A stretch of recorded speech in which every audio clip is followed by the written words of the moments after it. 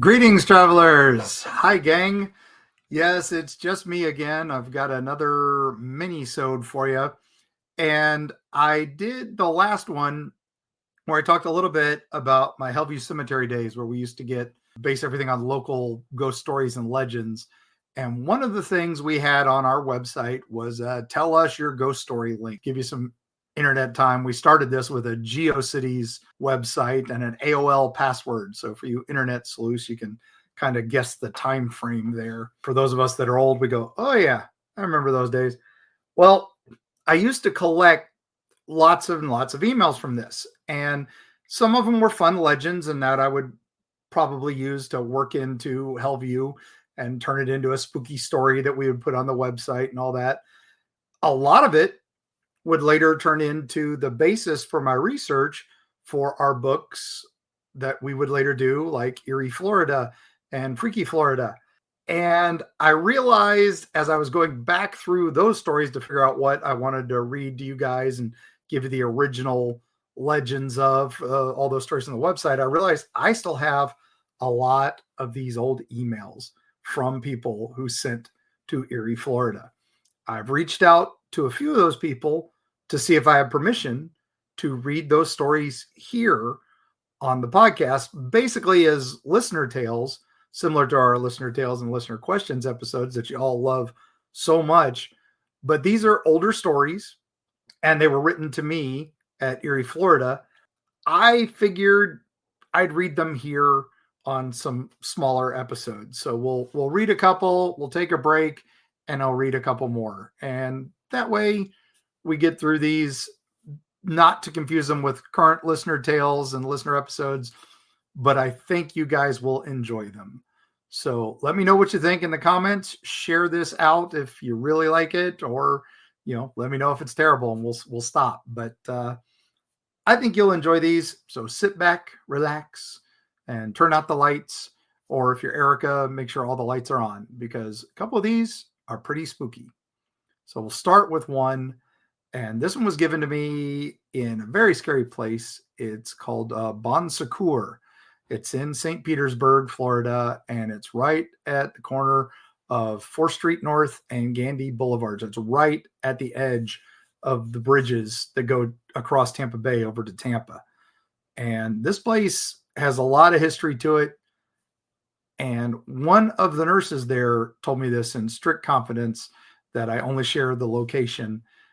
But we get a lot of stories from nurses, and I think this is one of the first ones that I really got, and it definitely stands out for me. So here we go.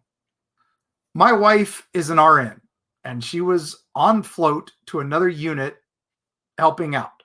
She normally worked cardiac, but she was helping out in the Alzheimer's unit. She was saving a particular patient for last, as the patient was known to be a real pain.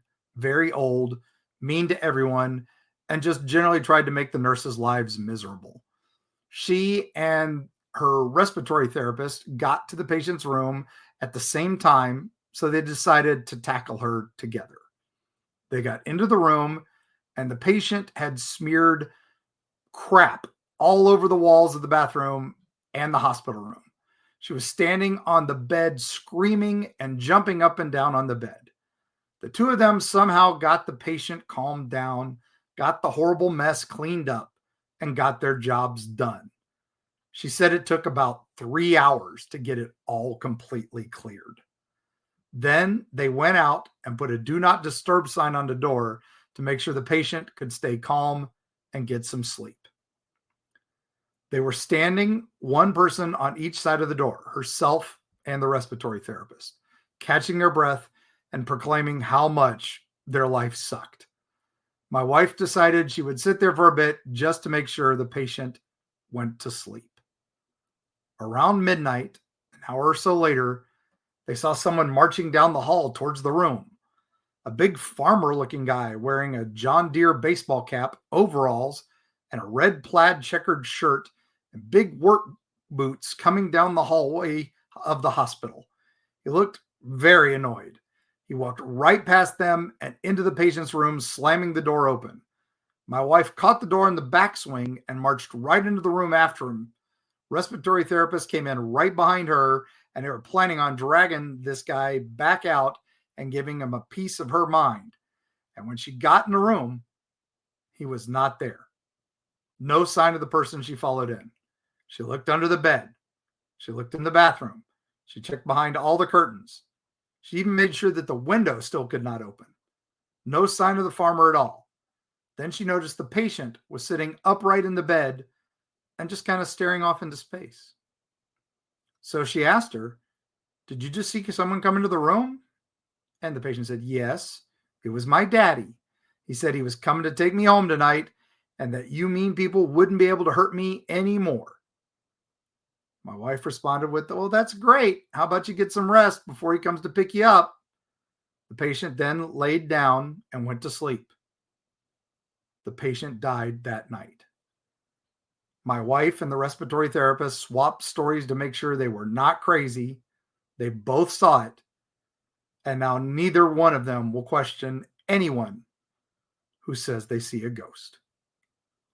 So that was from Jim. And Jim gave me permission to reread that to you all. I hope you enjoyed it.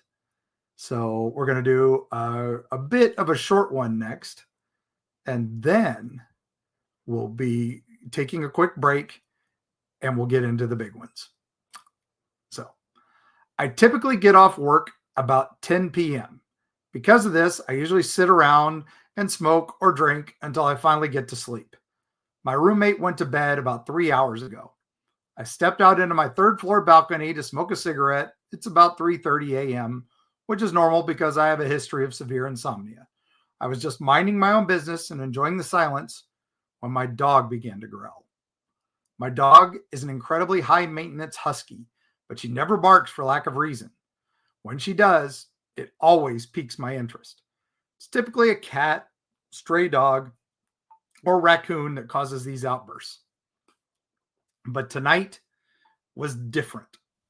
As I searched to locate what it was that had my dog so worked up, I spotted a man crawling slowly across the courtyard of my apartment complex on all fours. At first, I found this funny.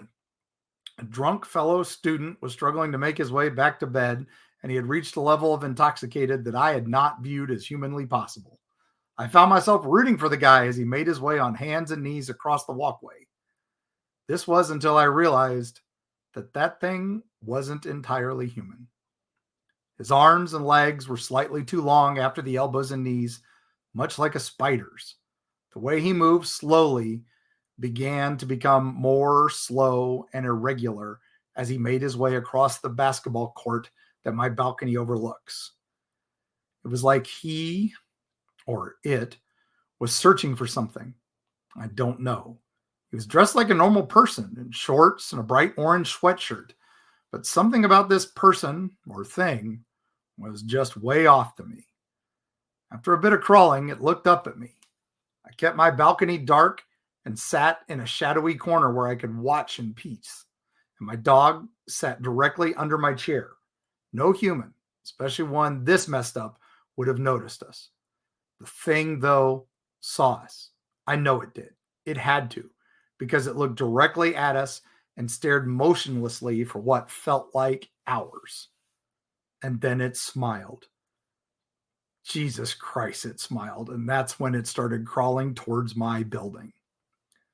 At this point, my dog is starting to freak out. Her tail is curled up over her back. Her lip is curled, and the fur on her spine is standing at attention. This is when I really start to feel uneasy. This thing is making its way toward my apartment, and my best friend is not happy about it. I decided that I should wait and watch for a while to see exactly what this thing is up to. I wish I wouldn't have. I watched it as it made its way across the courtyard, remaining on all fours for the entire time. The grotesque way it moved absolutely disgusted me, but I just couldn't look away. As it drew nearer, I could make out more details. Its skin was a sickly pale gray color. Its eyes were completely white, and it seemed to glow a bit. But somehow I could tell that its pupils, if they even existed, were ceaselessly focused on my dog and I. There was no doubt in my mind that it was looking at us the entire time. It never picked up speed or changed its pace at all. It just slowly crawled across the courtyard, and it was so slow. At this point, my dog is flipping her shit. I've never seen her on edge like this before. Once the thing reached the base of the stairs of my building, I ran inside, locked all the doors and windows. My roommate is asleep on the couch, and I am in my bed while my dog is cowering underneath. I don't even know what to feel anymore. I've been up for about an hour since I first saw this thing, and scratching at my door, I keep waiting for, but it's not there. But every once in a while, I think I can hear it laughing. What should I do? Ron. Now, I reached out to Ron at that point way back when and talked to him a little bit. We got a paranormal team out to that apartment complex, and they got some weird results. I don't think we ever found the thing that he was looking for, but we dubbed it the Crawling Terror for Hellview Cemetery. Yeah, that was pretty crazy. And with that, let's take a quick break.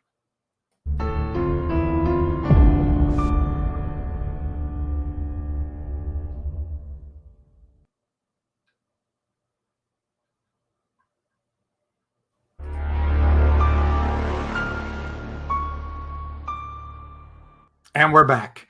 I'm going to jump right into a couple more. I hope you're enjoying them. This one was a fun one from Tampa. I work at a restaurant in Tampa that used to be an old railroad house. It's pretty cool, small space, very rustic. All of the servers, cooks have always joked about the ghost in the basement. I know basements are rare in Florida, so maybe that's the reason for the haunt. But we never really sat and talked about it. I have always been a believer that ghosts and spirits, other sorts of things like that exist. I usually do my best to ignore it. My boss has had a few psychic mediums come in and tell him how many ghosts there are and if they were threatening or not. All of the mediums have said 3 ghosts and that they will not be threatening if we leave them alone. There have been a few nights where I've had to go to the basement. All of the soda cans, some of the beer, ice machine, and freezer are down there. And I feel the need to sprint back up the stairs because something is watching me. The phrase sent a shiver down my spine has happened to me on way more than one occasion. Sometimes I think it's just because I'm a wimpy girl who is paranoid about just about everything. But last night, it all changed. First, it started when a beer vendor came and it was just me. The other server, her name's Holly, and one of the cooks in the kitchen, well, he asked where we wanted it, and I pointed the direction of the basement. Thursdays are usually pretty dead. My boss does the specials on the weekend, and so everyone holds out for Friday and Saturday to give you all perspective on how desolate it really was in there. He comes back up from the basement maybe 2 minutes later. This beer vendor is a regular vendor who's in the restaurant maybe once a week, if not more, so he knows all of us. He looks slightly confused since we all wear black chef's coats and jeans to work. So all the servers look exactly the same. And he says, "Who's that new girl in the basement?" Holly and I looked at each other puzzled, and she let out a little nervous laugh and says something along the lines of, "We don't have a new girl. What are you talking about?" And he then proceeds to tell us that there was a girl in there, probably around 25 with curly brown hair and a white dress. Holly and I both sprint to the basement and investigate every corner. Nothing. We kept asking him if he was joking, and he assured us he wasn't. We all eventually laughed it off. We have always known that one of the ghosts was a girl, but it was the first time somebody had ever talked about a real face-to-face encounter where they actually saw her. Anyways, that night proceeded onward. One couple came in and sat and shortly left. Our boss, his name's Joe, and his girlfriend, who is also a server, her name's Skylar. She came in and got a couple of beers and they shared a meal. We all sat talking about the ghost. Joe told us he'd seen her. I asked him what she looked like. He described her very similarly to Wade the vendor, and it even matched to a T. We all went out on the back porch and left the back door cracked just in case another customer came in. It's now about 8:30 at this time. Now, the front door where customers enter has a bell on it, and there isn't a way to open that bell, even a crack, without it ringing. I turn around, and suddenly I see this man. He looked to be in his late 80s. He had a New York Yankees cap on covering most of his face. He had horrible posture, and and he was sort of hobbling. I walked back inside and he was standing at the bar, and I introduced myself and asked, "How can I help you?" And he very enthusiastically replies, "Hi, how are you? Do you have a box of matches I can borrow? I need to light my cigarette and take it across the street where they're going to let me put my horse in the basement." I responded, "No, but we probably have a lighter we can use to light it." I directed him outside of the porch where everyone was, and my boss lit his cigarette. I should clarify, I never touched the guy, and he never did either. He just kind of held the lighter up to a cigarette where it extended out of his mouth. He started rambling, and he must have said, "My dad died, my dad died, my dad died, my dad died," over and over and over so many times. Holly, Skylar, and myself all returned back inside. The chef in the kitchen was inside all this time. After 5 minutes, Joe walked back inside, quickly turns around and goes out, "Did you guys see that?" We all came out of our trance look, and the old guy is just gone, just vanished. Holly and I booked it as fast as we could to the end of the road while Joe and Skylar investigated the backyard area. Nothing. The guy is gone. This 80-something-year-old outran us? Not possible. We were spooked. So what did you do? Yep, you guessed it. We decided to become bona fide ghost hunters. We sat at a table that was in the quietest corner of the restaurant. It was about 9:30 p.m. by now, and that place was closed down. The road leading to the restaurant was dead, as it usually is this time of night anyway. We turned off every electric in the place except for our 2 cell phones, which we set on audio record. Joe began being the brave soul and started to ask questions. Immediately, I couldn't hear anything anymore. It was like I was deaf. All I could feel was someone blowing in my ear. Crazy, right? But that is about all that happened in the hour we did this. We played over the recording 4 times on both of our phones, and it's just me, Holly, Skylar, and the cook at the table. His name's Ryan. And we all were close together, and we sat totally still the whole time. On the recording, though, was a loud banging, what sounded to be right next to the phone, followed by heavy breathing, and then some mumbled talking, and the worst blood-curdling scream, and then you could distinctly hear, "You woke him up." And then it just went to static. We got ready to leave, and I felt strange, like something was watching over me. All of us felt that way too. Joe texted me and said when he came home and came back to the restaurant the next morning, the basement had been torn apart. We haven't seen anything since, but I would love you guys to get a team out here. So that was actually sent during my early Eerie, Florida days when I was reaching out to people and asking for stories.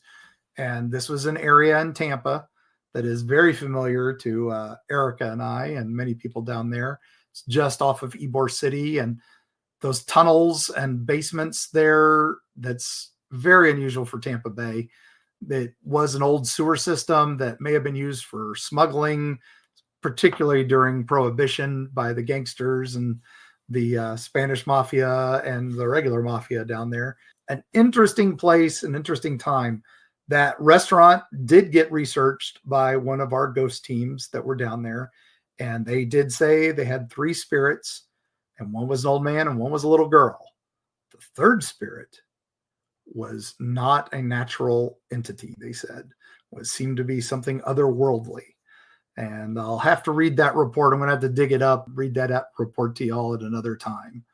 But I hope you enjoyed these stories. These are basically old listener tales that came from the distant past to us. And I will uncover more, I'm sure, as I'm digging through my old files. And we'll do more of these if you'd like. We'll do more of the Hellview stories if you'd like. We'll also do some dives on some things that I don't think need to be a full episode with Erica and the crew. But I hope you enjoy it. I hope you had a great time.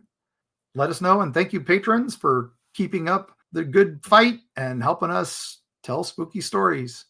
And when you're out in Tampa Bay and you are sitting at your apartment complex and the dog lets you know something's not right, make sure you get back inside, pull the covers up over your head, And definitely don't drive out to Ybor City and get a drink at a haunted bar.